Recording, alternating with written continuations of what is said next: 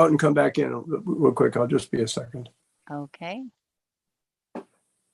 So we are live. We're streaming right now as we speak.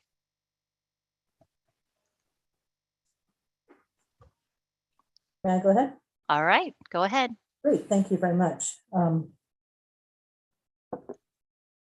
Good morning, everyone. It's 9:01 a.m. and I'd like to call to order the teleconference meeting of the Rules, Policy, and Industrial Relations Committee of Friday, May 20th, 2022. Before we begin, please note that this meeting is live streamed on YouTube and it's being recorded. Members of the public are encouraged to watch and listen to the meeting on YouTube. But if you'd like to provide public comment at today's meeting, please call 415-569-6446. And I appreciate everyone's patience as we move through today's meeting. Madam Secretary, please call the roll.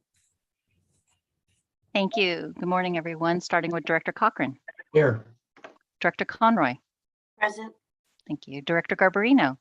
Present. Good morning. Director Grosboll. Present. Thank you. Director Hill.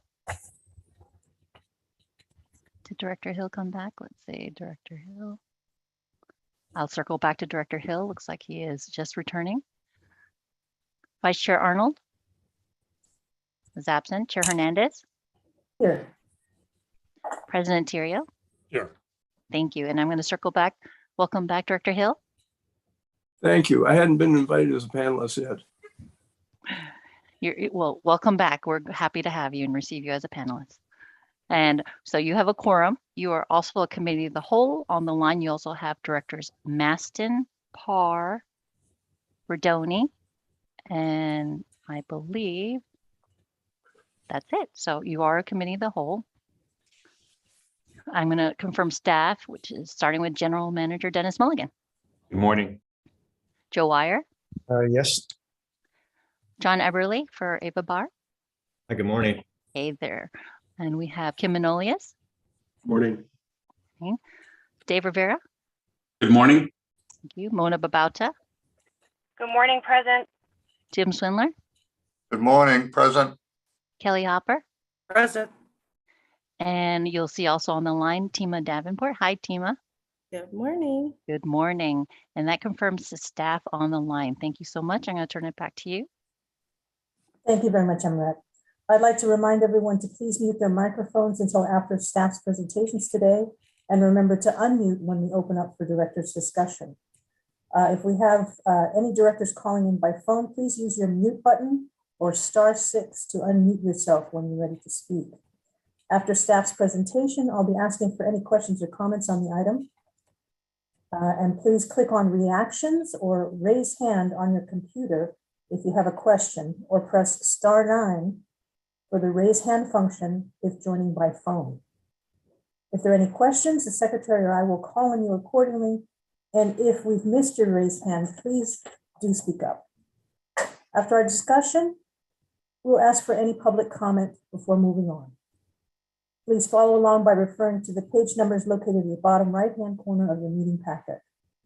We will begin with agenda item number 3 to approve actions relative to the approval of the federal fiscal years 2022-2023 to 2024-2025 overall disadvantaged business enterprise goal on federal transit administration assisted projects.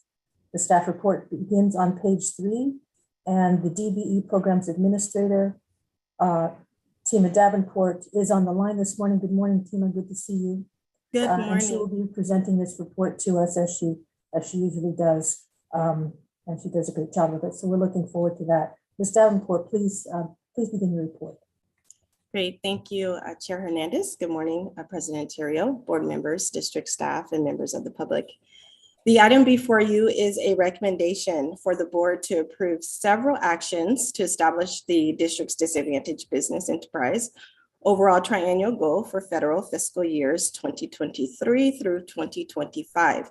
That's applicable to Federal Transit Administration, hereafter referred to as FTA, FTA assisted contracts.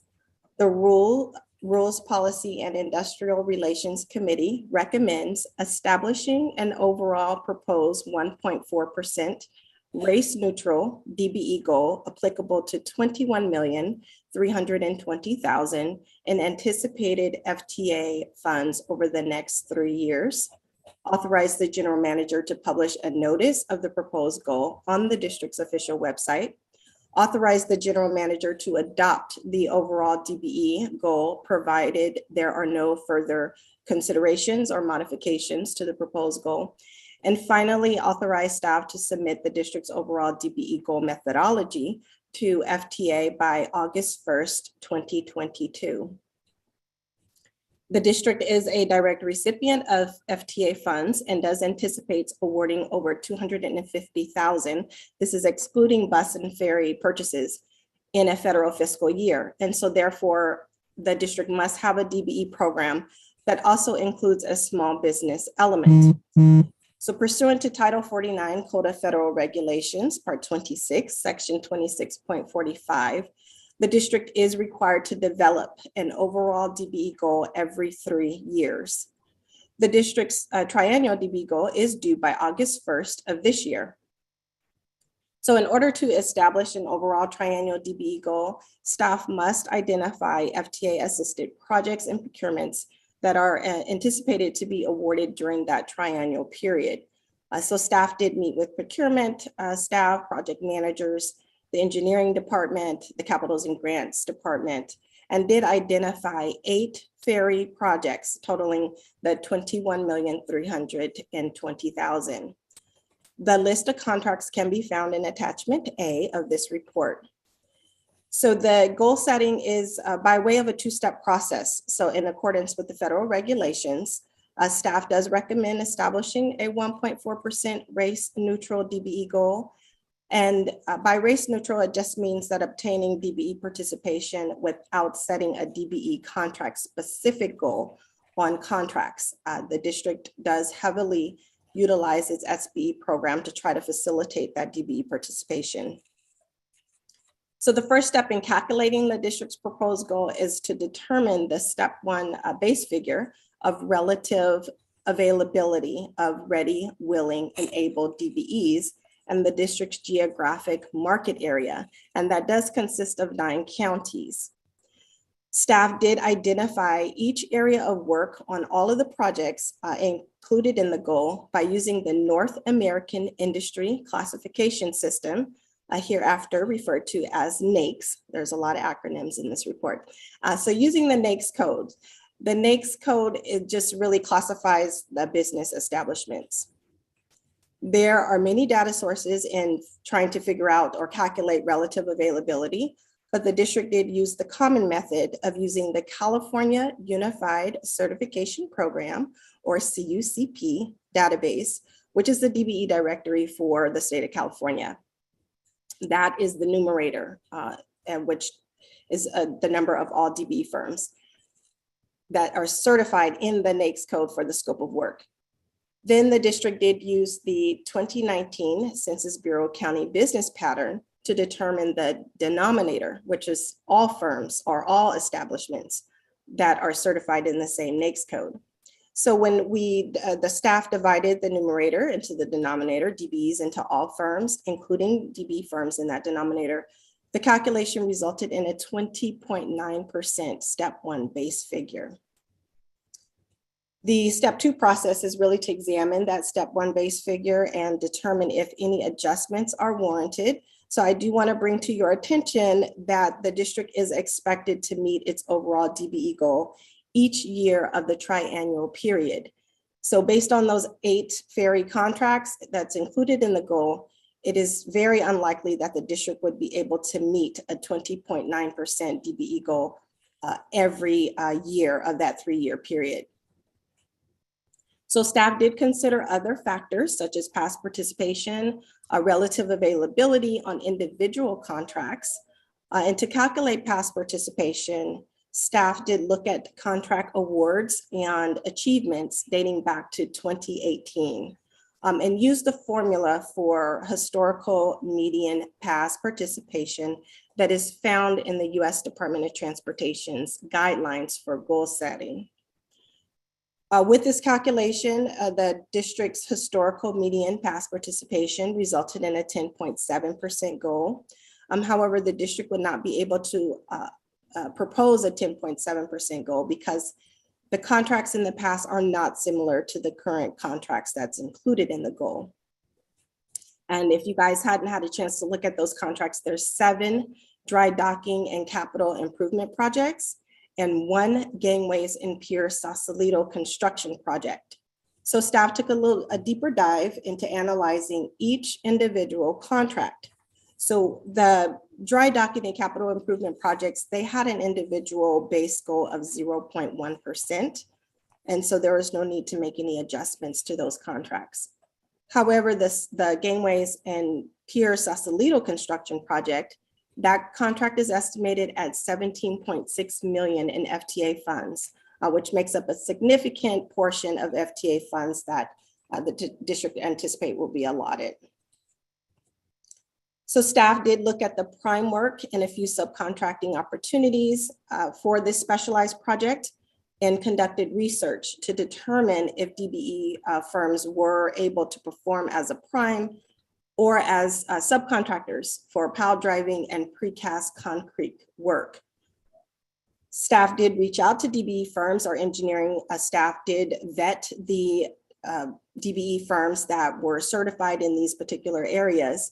And we also, staff reached out to these firms to see if they're if they were capable of performing as a prime or in those 2 subcontracting areas. We came up with the conclusion that the bonding requirements and financial requirements would most likely limit prospective prime contractors for the work to companies that do exceed the DBE size standards. In addition, staff did receive some feedback from outreaching to the DBE firms. The DBE firms did state that this work is outside the normal scope of their firm. So staff did make these adjustments to zero out the prime work in those 2 subcontracting areas. And by doing this, it resulted in a 1.4% race neutral overall goal, which is a little bit more realistic given there is a lack in DBE participation on our marine contracts, ferry contracts. The U.S. Department of Transportation regulations do require that the maximum feasible portion of the annual overall DBE goal be achieved by using race neutral means. So as I did mention earlier, the district does heavily rely on its SBE program to establish SBE contract specific goals that do offer enough subcontracting opportunities and or that there are enough DBEs available to perform the work. So on page 3 of your report, you can see that the history of the district's DBE goals and achievements.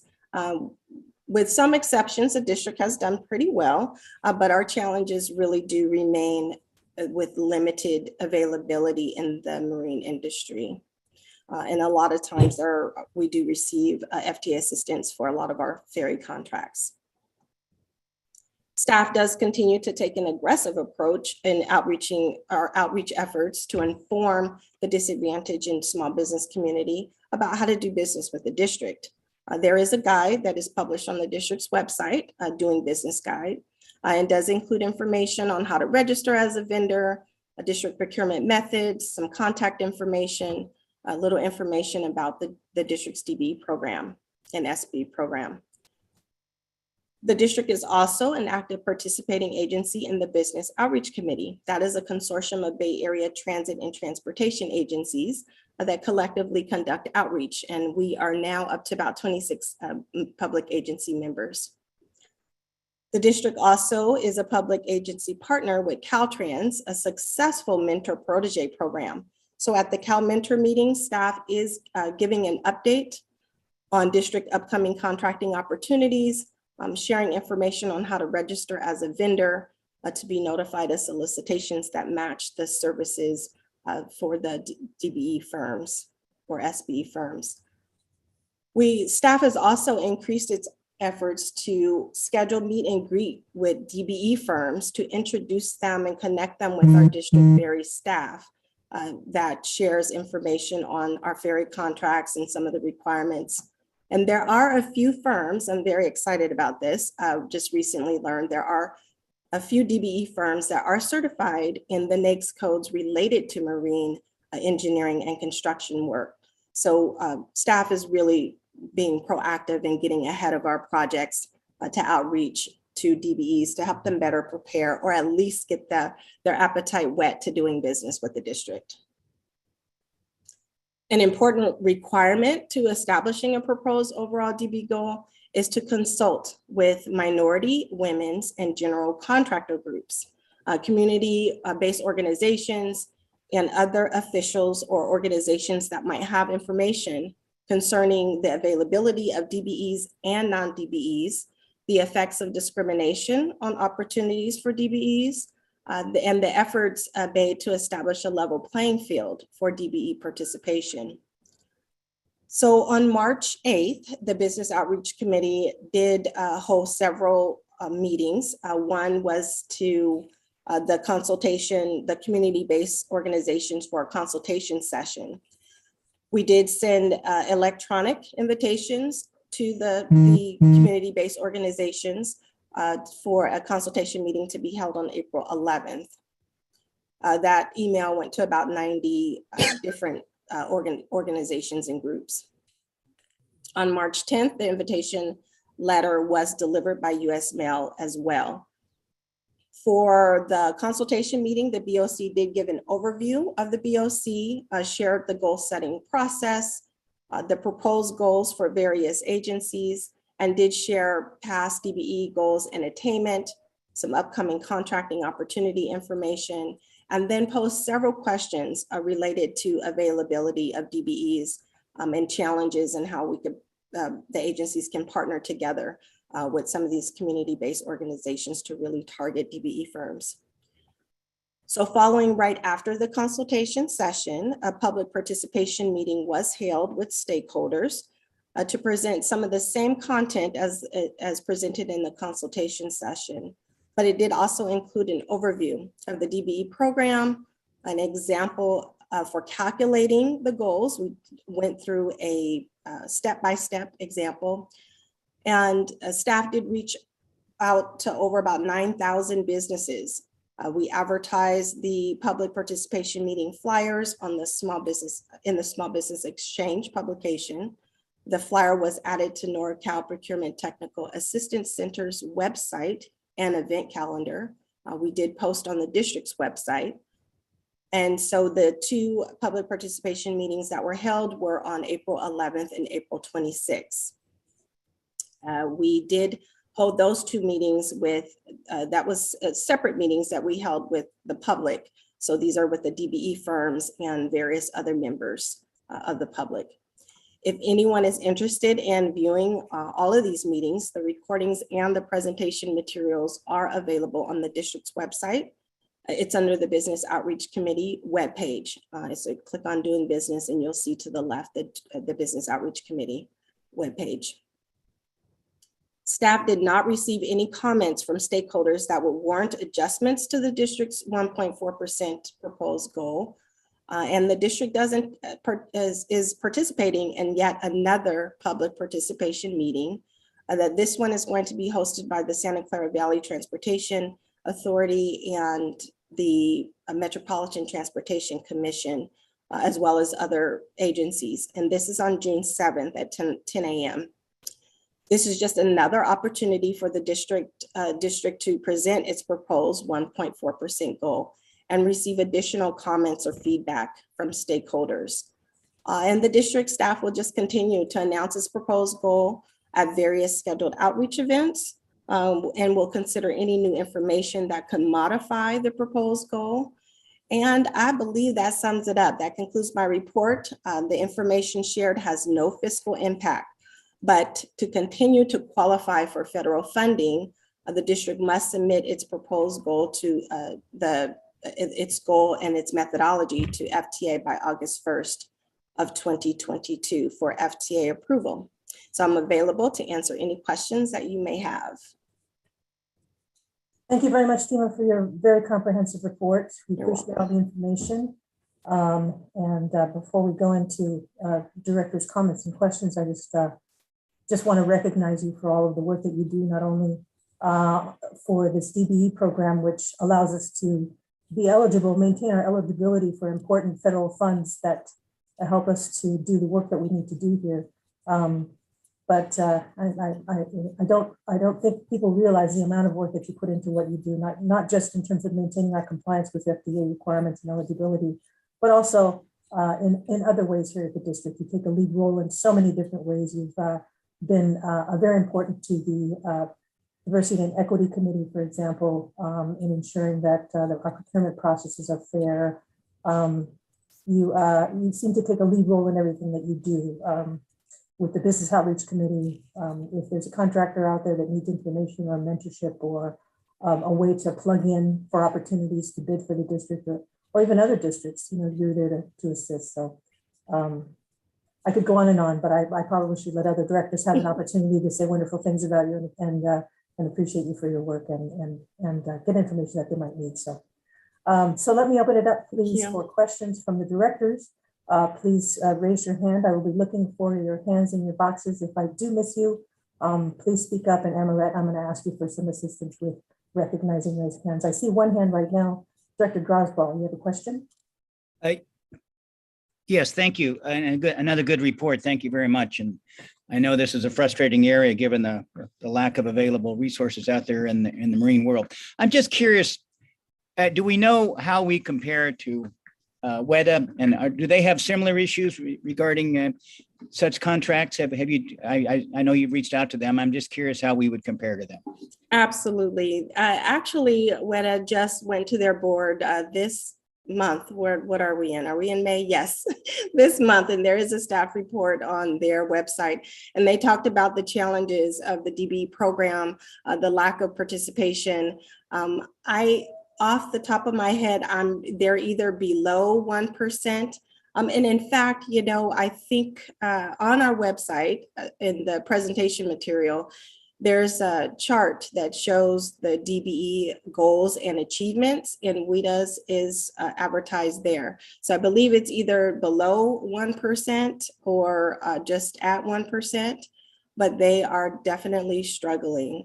There's just no DBEs available to perform, either to perform in the capacity of our contracts or as a subcontractor. So we are really focused on trying to get the DBEs to pair up with the primes, whatever the requirements are, get the training or get the certification. And we're working hard to do that. And as you will see, I believe there's an item that will be going forward soon on our Larkspur dredging project, I believe, that does have I'm sorry, not the dredging project, the engineering design for a new ferry build. And we did receive some DB participation. So slowly but surely, we are making our way to try to increase utilizing DBEs in this area. Thank you. You're welcome. Dr. Thier, did I see a hand up? Yes, I wasn't sure if we were doing questions or comments. Please feel free to present a question or a comment. Great, then I'll make a comment. Thank you, Chair Hernandez.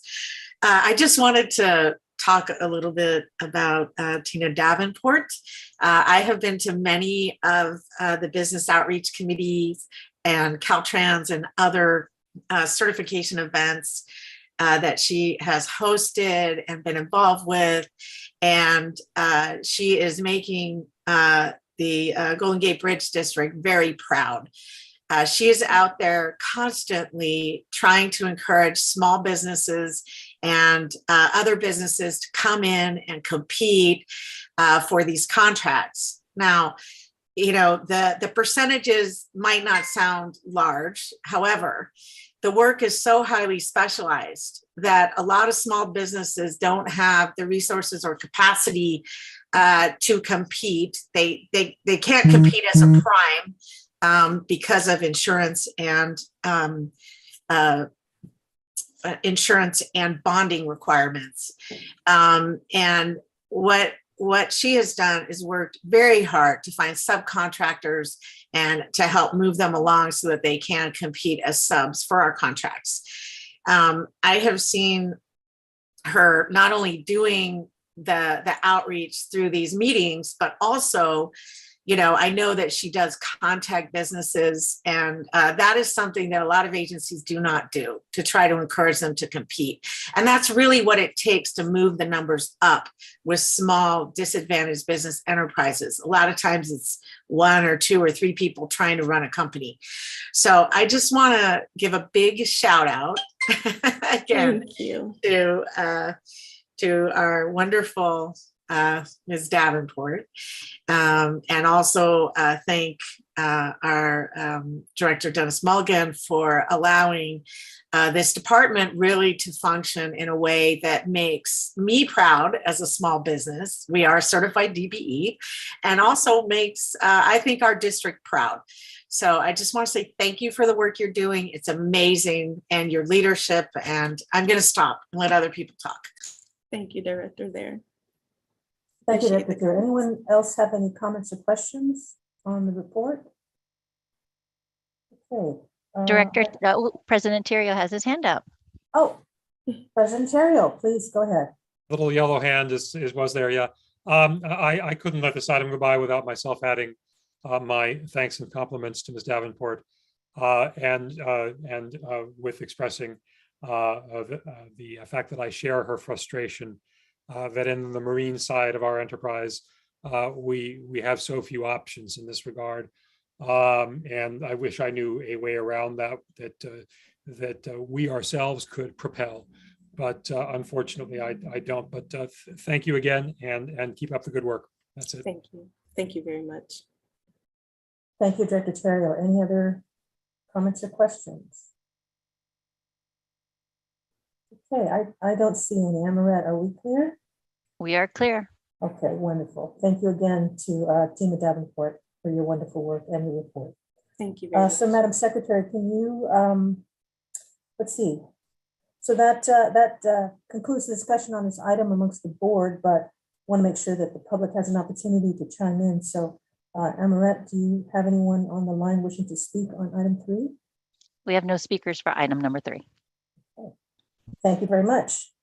So, colleagues, I'm ready to entertain a motion on agenda item 3 to approve actions relative to the approval of the federal fiscal years 2022, 2023 through 2024, 2025 overall disadvantaged business enterprise goal on Federal Transit Administration assisted projects. Are so moved. Second. Thank you very much, Director Parr, and was that Director Maston? Thank you Yes, it very was. much. Thank you to both of you. Madam Secretary, can you please do a roll call vote?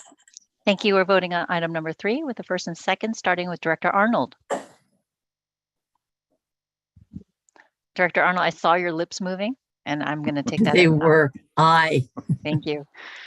Director Conroy? Aye. Thank you. Director Garbarino? Aye. Director Giudice? Absent. Director Grosbol? Aye. Director Hernandez? Aye. Director Maston? Aye. Director Melgar is absent. Director Parr? Aye. Director Rabbit? Director Rabbit's not on. Director Rodoni? Aye. Director Snyder? Aye. Director Stephanie is not on. Director Thier? Aye. Thank you. Second Vice President Hill? Yes. First Vice President Cochran? Yes. And President Terrio? Yes. Thank you. You have, the ayes have it with 13 ayes. Thank you very much, Amaret. That motion is adopted. Next on the agenda is item number 4 to authorize a salary adjustment for the Bridge Patrol Officer classification. Staff reports begins on page 13, and Bridge Manager Dave Rivera will present this report to us this morning. Mr. Rivera, please begin your report. Good morning, and thank you, Chair Hernandez and members of the committee. Can you guys hear me okay? Yeah. Loud and clear. Thank you. I'm David Rivera, the Deputy General Manager, Bridge Division. The item before you is a recommendation for the Board of Directors to authorize a 12% salary adjustment for the Bridge Patrol Officer classification. Let me provide. Yes, sir. Thank you, David. I think Director Snyder has his hand raised. Okay. Director Snyder, please go ahead. Hi, if you guys hear me, I'm gonna, my union represents some of these folks. I'm gonna recuse myself for the rest of this meeting and get off and then get back on when you guys get through the item, but thank you. Thank you very much. Thank you. Please go ahead, Dave. Thank you. Let me give a little background on this staff report. So the district has ongoing challenges recruiting and retaining bridge patrol officers. The bridge patrol officer position at the Golden Gate Bridge is a unique role.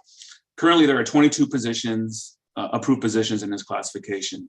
The district has stringent qualification requirements for these position classifications as part of the selection process, which helps to ensure that potential candidates are suited to the unique requirements of this position. The Bridge Patrol Officer position was created after the events of September 11th, 2001. Everyone knows it as 9/11. The district reviewed several law enforcement agencies, job descriptions, and policy and procedures to create the patrol officer position. Since the inception of the patrol officer position, job duties have expanded to include suicide prevention and intervention and responses to critical incidents. Moreover, there has been further expansion given the increase in tourism and the necessary interaction with visitors to the bridge in surrounding areas while out on patrol. While the bridge patrol officers are not peace officers and perform a more limited role of duties than a peace officer, they do carry firearms and have special training to enable them to engage in suicide intervention. Because there are so many people who come to the bridge to harm themselves, the bridge patrol officers engage in more suicide prevention efforts than peace officers at other agencies. This is a specially trained skill set that is unique to those that patrol the bridge and surrounding areas. I will add to that we have other agencies around the Bay Area who have come and asked for training from us because the patrol officers, they perform so much suicide intervention. So I just wanted to add that in there. Coupled with the challenge of attracting candidates who wish to perform the unique duties of this position, the district has faced losing both employees and candidates to police departments or other similar agencies in this area. A consistent piece of feedback we have received is the district's compensation package is not competitive. For that reason, the district recently conducted a salary review for this position classification. The district compensation consultant noted that finding matches for this classification was a challenge, as most of the cities employ full peace officers. Thus, the consultant staff determined that park rangers and public safety groups are the closest comparable positions to patrol officer class. When compared to these groups, the district patrol officer classification is 15% below market in salary and approximately 10 to 12% below market in terms of compensation. We have a challenge with recruiting, hiring, and retaining patrol officers. Given the department's stringent candidate selection process, coupled with staff retention challenges, staff is recommending a salary adjustment of 12% for this classification in order to attract high caliber talent and align this position's salary to make it more competitive for qualified candidates in this tight labor market and to retain existing staff. This recommendation has been discussed with operating engineer Local 3, who represents the bridge patrol officers. The fiscal impact, it is recommended the hourly wage be increased by the step as following. As you can see on the staff report, it will take, I'll just use the one of the numbers there. The salary as of May 20th, 2003, 2022, for a patrol officer at step 3, the highest step, currently it would be, it's $36.53 for an average salary of $75,982.40. And the recommended salary adjustment would go up to, the hourly wage would go up to step 3 again, $40.91 per hour, with the annual salary range of $85,092.80. The net estimated annual salary cost for this recommendation is an estimated $280,000, assuming all staff are at the top step in this compensation table. This fiscal year's increase will be funding with salary savings. Subsequent years will be funded through the annual budget process. I must say, I will add to this, this is one of those positions where it's been very challenging for the district to retain. As I mentioned before, we have lost several officers over the years who went to other agencies because of the salary. But I will say, hopefully I think this will greatly assist Thank you all. This concludes my presentation. I am available to answer any questions or concerns. Thank you very much, Mr. Rivera, for your report. And appreciate the fact that as a bridge manager, you are now presenting this report, but you do have a special experience having previously been captain of the patrol division. So appreciate your additional expertise and authority on this subject. So now I'd like to open it up for questions for directors. Are there any directors who have questions or any comments with regard to the report just presented? I see a hand, Director Groswell, please. Thank you. And thank you, David. Good report. By happenstance, this came up. Some of the people here heard this in the Finance Committee meeting yesterday. How many vacancies do we have now out of the 22 positions? So Director Groswell, we had 5. We actually have filled it with 3. We have 3 in training, but we're still short 2. So we're staffed for a role of 22. Right now we're at 19 and we're still short. And just to get a sense, when you say, how many did we lose to other law enforcement agencies, say, in the last 2 years? Have we lost 5? Have we lost 7, 2, or what? So I can tell you, I went and looked at some information. Since 2014, we've lost 5 patrol officers. We've had, right now I'm looking, we've had at least 3 of them went to other law enforcement agencies. A couple went to Caltrans and just various agencies, but we've lost 5 since 14. Let me ask you this. Are you sure that 12% is enough?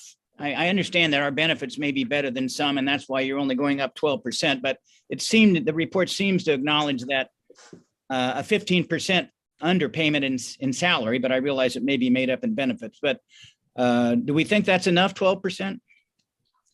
We do, sir. We also looked at, we're taking into consideration that there is a, with the Union Coalition Agreement, there is a wage increase coming up here very shortly on July 1st. That'll be another 3.5%. So in actuality, we got the 1% recently with the 12% and then the 3.5%. That'll bring us up to 15.5%.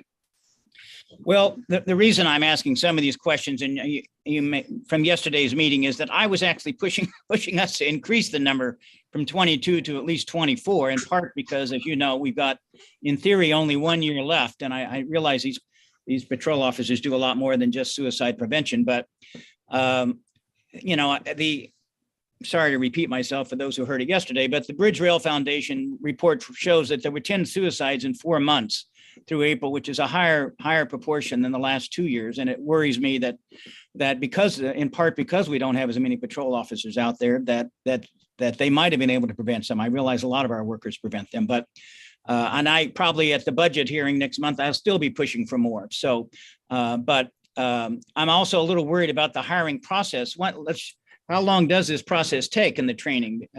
So the training is unique, sir. One of the challenges with training is we at least have to put officers, potential patrol officers, bring them in through 6 months of training. That's where we feel comfortable. And even after that, and it's a lot of training that is involved in that. And it's at least 6 months before we feel like, okay, now you're ready to be on your own. So it's when you start the recruitment process, the hiring process, and then the training process, it could potentially be anywhere from 6 months to a year before that patrol officer is released to go out solo and actually be doing the job. So it's very challenging. And that's why we talk about, we're asking for the increase. Well, I certainly support the 12% increase and would have supported even a higher amount. And I guess I would urge you, if for some reason you're not getting the applicants at this higher rate, to come back to us and let us know that. So, but I certainly applaud the effort and approve and agree with this. So thank you. Thank you, sir.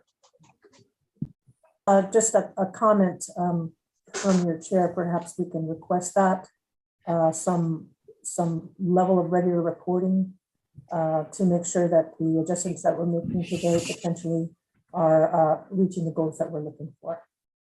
Madam Chair, in response to that, I could in my GM report quarterly provide an update on the status of patrol officer vacancies and training, if that's to your liking. Thank you. Thank you, Director Goswell, for your thoughtful comments and your contributions to helping make sure that we reach our goals here and do what we need to do for the public and our employees. I think Director Maston was next. Director Maston, yeah. Comment? Thank you. I want to preface my comments by saying I have a great deal of respect for our officers, and I also recognize the difficulty we have in recruiting for this difficult position, both physically and emotionally difficult. My concern is more with the 12% increase, that some of the arguments that Mr. Rivera brought up can also be said by many of our other units. In fact, Shane Weinstein yesterday talked about the difficulty of recruiting bus drivers and the length of time for training and just the general shortage. And, again, my concern, and I've expressed it before, is that, this is a pretty huge jump all at once. And, how the other units are going to feel about this and how this is going to come back on us is a concern for me. Again, I have a lot of respect for the group and would love to see all of our units come up to par with everybody else in their field. But that's my only reservation on this, and that'll conclude my remarks. Thank you. Thank you, Director Maston. Director Hill, I see you have your hand up. Please go ahead. Yes. Just for curiosity, it's not in here, but what is the diversity of our staff relative to gender, ethnicity, et cetera? Can you speak on that a little bit? Sure, Director Hill. We have 2 females among the 22 patrol officers. It's diversified where we have different ethnicities in the patrol officer unit. So if you want specific numbers, I can give you that, but it is a diversified team. If you want specific numbers, I can tell you, I'm just looking, we have officers from all different ethnicities who are involved that make up, then compromise a team. And that actually helps. It helps when you look, we have a strong team. We're always trying to get, I'll be honest, we're always trying to get more females. It's just challenging. We do our best to do our recruitment, but it's when you look at not just this field, but when you also look at the Bay Area, and anytime you wear a badge, you have a gun and you're in a position of authority, it can be very challenging. Okay, thank you. You're welcome. Thank you, Director Hill. Any other questions or comments from directors? I'm Yes, seeing none. Yes, did I miss someone? it was me. Director Arnold, good morning. Please go ahead. Good morning. Nice to see you. Nice One question, one statement. What is the racial contingent of this group, Mr. Rivera? I'm sorry, ma'am, the racial contingent, the contingent, I'm sorry, can you restate that? What is the racial makeup of this group? Yeah. So I'm just looking here at the list. We have white, we have Latino, we have African American, we have Filipino, we have, actually think we have, I don't want to say French, but it looks French, I'm sorry. And we have females on the team. So we're kind of across the board. Right. I would say that the patrol officer, we talk about the district diversity, the patrol officer is very symbolic of that. Great, thank you. And then my comment is that I do think that this job brings all of the, not only all of the dangers that they're going to encounter just in their normal duty, but in their duty with the suicides, they have to deal with the trauma of those that weren't able to save a life. And I think it's a special, it's a special group, and I support the recommendation. Thank you, Director Arnold. I will add that we do, the district we do our best to ensure that we do work with a psychologist out of San Rafael, former police officer, Joel Fay, very well known. And we do every year, we have all of our brand new officers go through that. In addition, we also do crisis intervention training for officers. We send them through the SFPD Academy. It's like a 3-day course that Joel puts on. And I will tell you, Director, every time we do it, a lot of the other agencies look at our officers and they look and they go, those guys are the experts. But that being said, we are very cognizant as an agency to make sure we're taking care of our officers physically, mentally. We've actually started with a peer support group internally, and we're always making sure that we want to make sure the officers have the resources that they need, because we are cognizant that it is a very tough job. And, and so we take that very seriously. Thank you. Thank you, Director.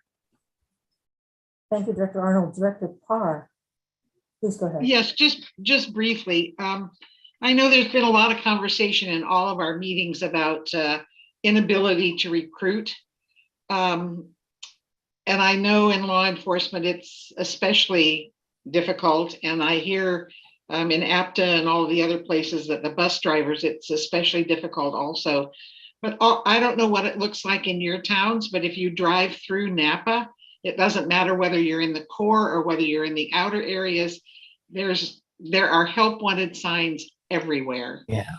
For some reason, as we come out of the pandemic, people are not hiring on. I mean, they aren't working in the jobs that we consider essential, which I think is a really frightening happening. And I applaud it. I applaud anything we can do to help the law enforcement folks recruit. And I support the motion, but I'm not sure that more and more money for anyone is going to make a difference until things kind of open up. But thank you for bringing it forward. I think that's really important that we make sure that we're at least current. Thank you, Director Parr. Thank you, Director Parr. Any other comments or questions from directors? I don't see any. So given that, that concludes the discussion on this item. And Amoret, is there anyone from the public wishing to speak on this item? Thank you, Chair Hernandez. I'm going to check in with the public line. Mr. Pilpel believed that he had some comments that he wanted to make, but I want to make sure that he gets that opportunity. David, are you on the line? I am. Can you hear me okay? We can hear you fine. Would you like to go ahead? Excellent. Yes. Okay. So first, on meeting technical issues, the captions are working on YouTube today, so thank you for that. Some of the audio on the phone is a little difficult today. Chair Hernandez in particular sounds very, very muffled. It is very difficult to hear her. Others are better, but the sound quality kind of varies. Anyway, on this particular issue, I still don't understand the relationship between Bridge Patrol officers and the sergeant's office. I'm sure I can get an explanation for that offline. Anyway, that wasn't as clear from the report, but again, I'll find that out offline. I'm still interested in implementing the bridge safety study recommendations approved by the board. I think that was back in November or December. I was going to ask later on, perhaps I can get an answer at some point on the status of the board approved pedestrian and bicycle advisory committee. Anyway, because I understood that the Bridge Patrol officers were going to have some role in not necessarily enforcing, but I guess advising bicycles and pedestrians of their rights and responsibilities on the bridge, that they had some role there. So bottom line, without going into more details, with some reservations as to appropriate compensation levels and all the discussion that occurred, I do support the staff recommendation with the current staffing levels at this time, understanding that hiring is a challenge, that adjusting compensation levels on a case-by-case basis makes sense. I think the basis here is clear, and also thinking that the staffing level may change in the future depending on the success of the bridge suicide net. I'll leave it at that. Thanks for listening. Thank you, Mr. Pilpel. Any more comments from the public, Amoret? We have no other speakers under public comment here. Thank you very much. Before we move on, I thought I saw a hand. Mr. Rivera, did you have an additional comment before we went to a vote? No, I was going to answer, I would wait for you directors if you guys wanted me to answer those questions, but that could be another day. Okay, thank you very much. So we'll move on to a vote.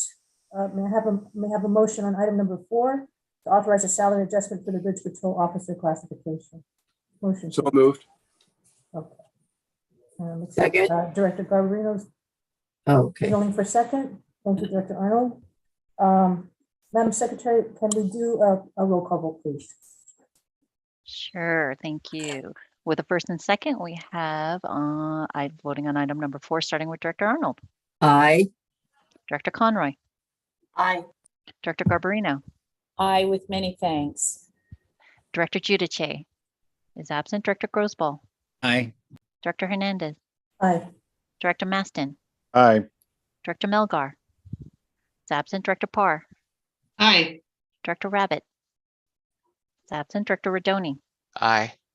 Director Snyder is absent. Director Stephanie is absent. Director Thier. Aye. Second Vice President Hill. Yes. First Vice President Cochran. Yes. And President Terrio. Yes. Thank you. You have 12 ayes. Thank you, Madam Secretary. This motion is adopted. Madam Secretary, can you do one last check to make sure that there's no one else wishing to comment on item number 5 under public comment? We have no other speakers for this committee. Thank you very much. So colleagues, we have reached the end of this agenda. May I have a motion to adjourn the meeting? I so move. Second. Thank you very much. We have a motion and a second. Is there anyone who objects to adjourning this meeting? Okay, seeing none, that concludes this meeting of the Rules, Policy, and Industrial Relations Committee. Thank you all for being here, colleagues. The time is 9:52 a.m. Thank you. Thank you, Sabrina. Thanks, Sabrina. See all of you in a few minutes. Thank you. Thank you. Marette, I like